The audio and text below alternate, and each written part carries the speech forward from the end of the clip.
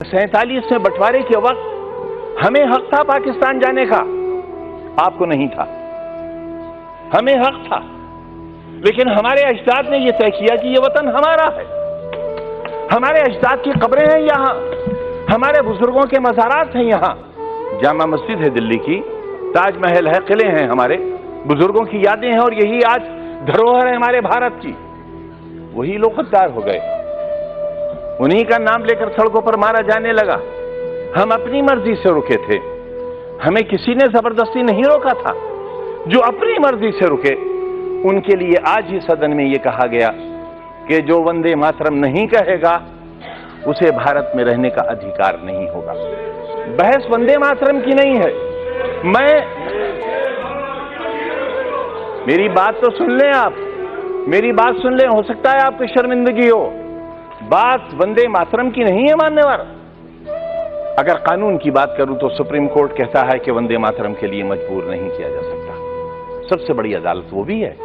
लेकिन अगर आपने इतिहास पढ़ा हो, रेशमी रुमाल तहरीक, हिंदुस्तान को आजाद कराने के लिए कितने उलमा ने फांसी के तख्ते चूमे थे, कितने लोग मारे गए थे। देश में न जाने कितनी मिट्टी की पहाड़ियां वो हैं जिनमें हमारी लाशें आज भी सड़ गई होंगी, लेकिन उनमें दफन नहीं। रेशमी रुमाल तहरीक में अगर आप रेशमी रुमाल की तस्वीर देखेंगे तो उस पर भारत मां की तस्वीर छपी हुई मिलेगी आपको। ये रिश्ते कब थे? ये 1942 में जब हिंदू और मुसलमान ने एक बर्तन में खाना खाया था, तब अंग्रेज को लगा था कि वो अब हिंदुस्तान में राज नहीं कर सकेगा, और 1942 से ही उसने अपना बिस्तर बांधना शुरू कर दिया था, और 1947 में हिंदुस्तान आजाद हो गया था। हम आज भी एक ही मोहल्ले में रहते हैं, एक घर में बैठते हैं, हमें किसी को एक दूसरे से डर नहीं लगता।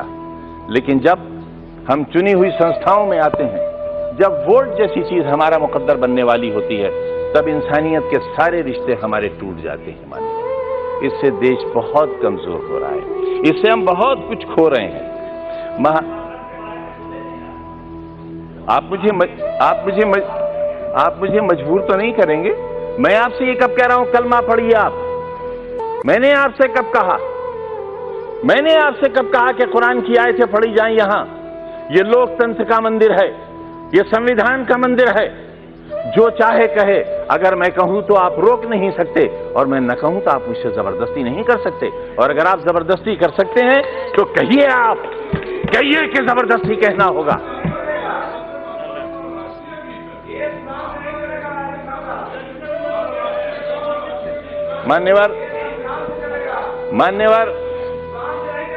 मान्यवर संविधान से चलेगा, यही तो हम भी चाहते हैं, यही हम चाहते हैं। अगर संविधान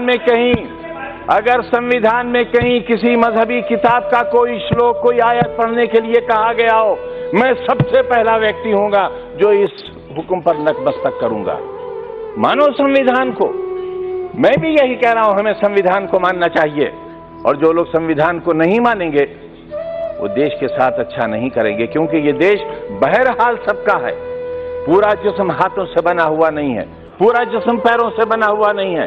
शरीर का एक हिस्सा खत्म कर दिया जाए, इंसान इंसान नहीं रह जाएगा। हिंदुस्तान एक बेहतरीन इंसान है, इसे बेहतरीन इंसान बना रहने दिया जाना चाहिए, ये कहना चाहता हूं मैं।